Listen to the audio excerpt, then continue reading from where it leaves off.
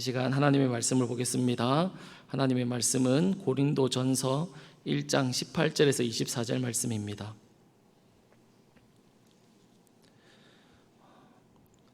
고린도전서 1장 18절에서 24절 말씀입니다. 십자가의 도라는 제목으로 말씀을 받겠습니다.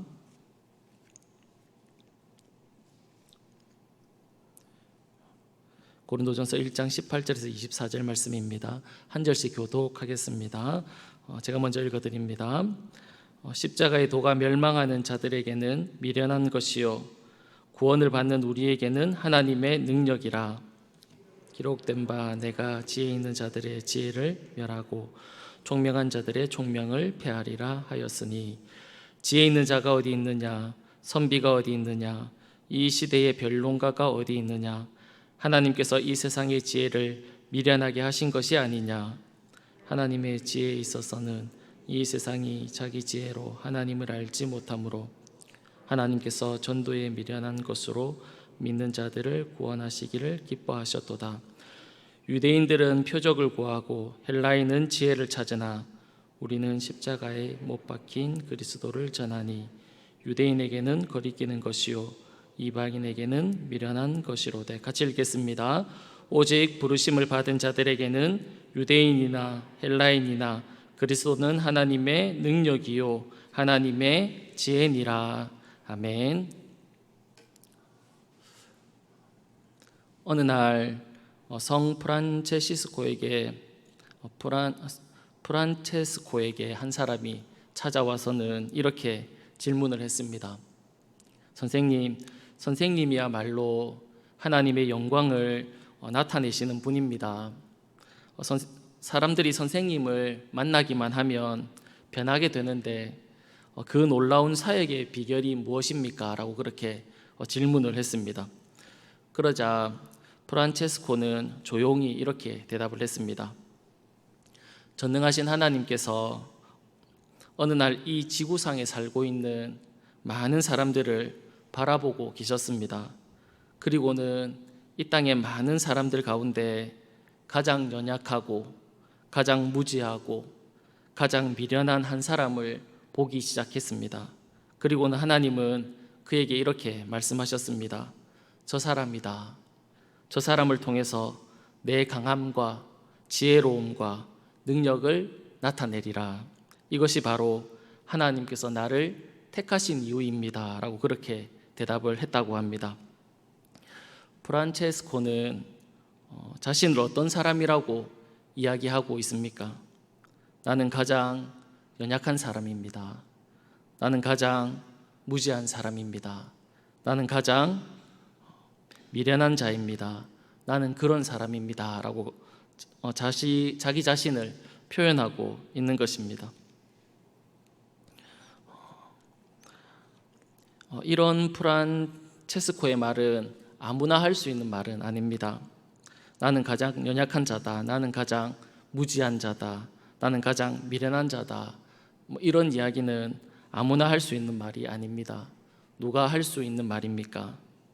십자가의 도, 십자가의 은혜를 깨달은 사람, 복음을 깨달은 사람만이 할 수 있는 말입니다. 십자가의 도, 복음을 경험하지 않는 사람은 결코 할 수 없는 말입니다. 왜냐하면 사람들은 자신의 무엇을 나타내기를 원합니까? 자신의 무엇을 드러내고 싶어 합니까? 자신의 어떤 자랑이나 자신의 어떤 업적 같은 거, 다른 사람들이 볼 때 자신을 인정해 줄 만한 그 어떤 것을 이야기하기를 좋아합니다. 자신의 어떤 실수나 자신의 어떤 연약함, 자신의 어떤 부족함을 감추려고 하지요. 그러나 하나님의 은혜를 경험한 사람, 십자가를 경험한 사람은 누구를 자랑할까요? 바로 예수님을 자랑하고 십자가를 자랑한다라는 것입니다. 오늘 본문이 우리에게 이것을 말씀해 주고 있습니다. 오늘 본문은 두 가지의 지혜에 대해서 말씀하고 있습니다. 하나는 세상의 지혜이고 또 다른 하나는 하나님의 지혜입니다. 세상의 지혜는 어떤 것입니까? 앞에서 말씀드렸던 것처럼 자신을 자랑하는 겁니다. 자신을 드러내는 것이 세상의 지혜입니다. 내가 가지고 있는 것, 내가 누리고 있는 것, 내가 할 수 있는 것, 내가 배운 것, 나의 강함을 자랑합니다. 이것이 바로 세상이 가지고 있는 지혜입니다. 세상의 지혜라는 겁니다. 그러나 하나님의 지혜는 무엇입니까? 십자가입니다. 내가 가지고 있는 것도 자랑이 될 수 없습니다. 내가 배운 것도 자랑이 될 수 없고, 내가 할 수 있는 것도 자랑이 될 수 없다라는 겁니다. 오직 하나님의 지혜인 그 십자가만이 자랑이 된다, 그렇게 말씀하고 있습니다. 우리가 잘 알고 있다시피 고린도 교회는 분쟁이 있는 교회였습니다. 나는 바울파다, 나는 아볼로파다, 나는 게바파다, 나는 그리스도파다 라고 그렇게 말을 하면서 서로 다투는 그런 교회였습니다. 그들에게 왜 이런 분열과 다툼이 있었을까요? 그것은 그들이 무엇을 자랑했기 때문에 그렇습니까? 자신의 것, 내가 가지고 있는 것, 내가 알고 있는 것, 자신의 어떤 위치, 이런 것들을 자랑하다 보니까 분열이 일어나게 된 것입니다. 십자가를 자랑하는 것이 아니라 내가 가지고 있는 것, 내가 배운 것, 내가 아는 것, 나의 지혜, 그것을 자랑하다 보니까 서로 분열과 다툼이 일어날 수밖에 없었던 것입니다. 그래서 사도 바울은 고린도 교회 성도들에게 자신의 것을 자랑하는 것이 아니라 십자가의 도, 그 예수 그리스도, 그 십자가를 자랑할 것을 말씀하고 있습니다. 자신의 것을 자랑하지 않고 자신의 것들을 자랑하던 그 삶을 멈추고 자신의 것들을 자랑하지 않고 십자가를 자랑하게 된다면 그들에게 어떤 변화가 일어나게 되겠습니까? 그들이 다투고 그들이 싸우고 그들이 분쟁하던 그 모든 문제들이 다 해결될 것입니다. 왜냐하면 자신의 것을 더 이상 드러내지 않기 때문에 그렇습니다. 자신의 지혜를 더 이상 나타내지 않기 때문에 그렇습니다.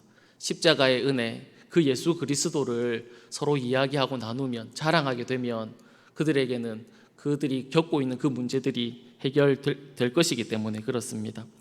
사도 바울은 자랑할 것이 참 많은 사람이었습니다. 빌립보서 3장 5절에서 6절에 보면 이렇게 말씀합니다. 나는 8일 만에 할례를 받았고 이스라엘 족속이고 베냐민 지파요 히브리인 중에 히브리인이요 율법으로는 바리새인이요 열심으로는 교회를 박해하고 율법의 의로는 흠이 없는 자다. 이 외에도 많은 것들을 자랑할 것을 가지고 있는 자였습니다. 그렇게 많은 것을 자랑할 수 있는 위치에 사도 바울이 있었지만 그가 그 뒤에 무엇이라고 고백하냐면 이렇게 얘기합니다. 빌립보서 3장 7절에서 8절 말씀입니다. 그러나 무엇에든지 내가 유익하던 것을 내가 그리스도를 위하여 다 해로 여길 뿐더러 또한 모든 것을 해로 여김은 내 주 그리스도 예수를 아는 지식이 가장 보상하기 때문이라. 내가 그를 위하여 모든 것을 잃어버리고 배설물로 여긴다. 그렇게 사도 바울이 말을 하고 있는 겁니다. 자신에게 자랑거리가 있지만 그것을 자랑하지 않는다. 그렇게 말씀하고 있는 겁니다. 왜냐하면 그런 자신의 것들, 자랑할 만한 것들, 그런 것이 주님 앞에는 아무런 자랑이 되지 못하기 때문에 그렇습니다. 무엇이 자랑거리가 될 수 있습니까? 오늘 본문에서 말씀하고 있는 것처럼 십자가만이 유일한 우리의 자랑거리가 될 수 있습니다. 왜냐하면 우리가 그 십자가로 구원을 얻었기 때문에 그렇습니다. 십자가 외에는 구원받을 수 있는 방법이 우리에게는 없습니다. 그래서 18절에 이렇게 이야기합니다. 십자가의 도가 멸망하는 자들에게는 미련한 것이요 구원을 받는 우리에게는 하나님의 능력이 된다. 그렇게 말씀합니다. 십자가 외에는 우리를 구원할 다른 길이 없다라는 것입니다. 그래서 이 십자가가 하나님의 능력이 된다. 그렇게 말씀하고 있습니다. 또한 이 십자가는 세상의 지혜로는 알 수 없습니다. 왜냐하면 유대인에게는 이 십자가는 수치의 상징입니다. 나무에 달린 자마다 다 저주를 받은 자다라고 그렇게 생각하는 그들에게 십자가에 달린 그 예수 그리스도는 수치였습니다. 그래서 그들에게는 자랑거리가 될 수 없는 것입니다. 하나님의 아들이 십자가를 지셨다라는 것은 그들에게 있어서는 있을 수 없는 일이고 믿을 수 없는 일입니다. 어떻게 하나님의 아들이 십자가를 질 수 있느냐라는 겁니다. 그래서 유대인에게는 십자가라는 것은 거부될 수밖에 없는 그런 것이었습니다. 헬라인도 마찬가지입니다. 헬라인들은 지혜, 이성을 중시 여겼습니다. 그러나 십자가의 복음은 이성으로는 이해될 수 없는 그런 이야기입니다. 하나님의 아들이 죄인을 위해서 죽었다는 것 자체가 이해할 수 없는 겁니다. 신이 어떻게 사람을 위해서 죽을 수 있느냐, 이것은 세상의 지혜로는 이해할 수 없는 내용입니다. 예수의 십자가를 믿기만 하면 모든 죄를 용서받고 구원 얻는다는 사실도 이성적으로는 이해될 수 없는 겁니다. 우리의 잘못, 우리의 허물을 그 예수 그리스도를 믿는다라고 어떻게 다 용서받느냐, 그것은 이성적으로 이해될 수 없다라는 겁니다. 그래서 세상의 지혜로는 이 십자가는 이해할 수 없는 내용입니다. 그러나 24절에 무엇이라고 말씀하고 있냐면, 오직 부르심을 받은 자들에게는 유대인이나 헬라인이나 그리스도는 하나님의 능력이요 하나님의 지혜다, 그렇게 말씀합니다. 유대인들에게 있어서 십자가는 받아들일 수 없었습니다. 헬라인들도 마찬가지입니다. 십자가는 이해될 수 없는 것이었습니다. 그러나 유대인이나 헬라인 중에 하나님의 선택을 받은 자는 이 십자가를 받아들이게 되고 믿게 된다는 겁니다. 사도 바울도 처음에는 예수를 믿는 자들을 잡아 죽이는 그런 일을 했습니다. 감옥에 가두고 죽이는 그런 일들을 하는데 앞장섰던 사람들입니다. 그런데 어떻게 예수를 믿게 되었습니까? 다메섹으로 가는 도중에 주님을 만나게 된 겁니다. 그리고는 주님을 믿게 되었습니다. 우리는 이 내용을 자주 사용하는 단어로 이렇게 이야기합니다. 은혜다라고 그렇게 이야기합니다. 십자가 예수를 믿는 것은 유대인에게 있어서도 그리고 헬라인에게 있어서도 하나님의 은혜가 필요한 겁니다. 하나님의 은혜가 임하면 그가 하나님을 믿게 되는 것입니다. 이렇게 은혜로 십자가를 믿는 자들에게 자랑은 자신의 무엇이 아니라는 겁니다. 십자가 외에는 자랑할 것이 없다라는 겁니다. 고린도 교회는 자신의 것들을 자랑했습니다. 그래서 분절과 분쟁이 있었습니다. 그래서 사도 바울은 십자가의 복음을 깨닫게 되면 자신의 자랑거리가 더 이상 자신의 자랑거리가 되지 못함을 이야기하고 있는 겁니다. 그러면서 오직 우리의 자랑은 십자가밖에 없다, 그렇게 말씀하고 있는 겁니다. 마치 프란체스코가 자신을 향해서 가장 연약하고 무지하고 미련하다고 말을 했듯이 사도 바울도 자신이 가지고 있는 것을 다 배설물처럼 여긴다고 말했듯이 자신들이 가지고 있는 것은 아무것도 아니다라고 그렇게 말을 한다는 겁니다. 그리고 무엇을 자랑합니까? 십자가만 자랑한다라는 것입니다. 사랑하는 여러분, 우리에게 있어서 정말 내가 자랑하는 것은 무엇입니까? 내가 사람들에게 있어서, 내 주변의 이웃들에게 있어서 나는 무엇을 자랑하고 있습니까? 나의 어떤 지혜, 내가 가지고 있는 어떤 것, 내가 이 세상에서 누리고 있는 것, 내가 이 세상에서 배우고 알고 있는 것, 혹시 그런 것을 우리가 자랑하면서 살아가고 있지는 않습니까?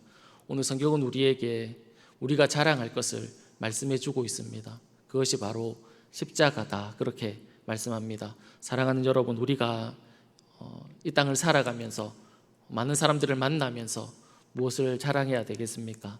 십자가를 자랑하는 저와 여러분의 삶이 다 될 수 있기를 간절히 바랍니다. 이 시간 다 같이 기도하겠습니다. 살아계신 하나님 아버지, 우리가 이 땅을 살아가면서 무엇을 자랑하며 살아왔는지 우리의 삶을 다시 한 번 더 되돌아볼 수 있는 귀한 시간 허락해 주셔서 감사합니다. 혹시 우리의 것들을 자랑하며 우리가 가지고 있는 것, 우리의 지혜들을 자랑했다면 하나님, 우리의 삶을 용서하여 주시고 오직 그 십자가만, 오직 예수 그리스도만 자랑하는 삶을 살아갈 수 있는 저희들의 삶이 다 될 수 있도록 하나님 은혜를 더하여 주옵소서. 우리의 삶을 통하여 하나님의 영광이 드러날 수 있도록 오직 하나님만, 십자가만 자랑하며 살아갈 수 있도록 하나님 우리 가운데 은혜를 베풀어 주옵소서. 고맙고 감사하며 살아계신 예수님의 이름으로 기도드립니다. 아멘.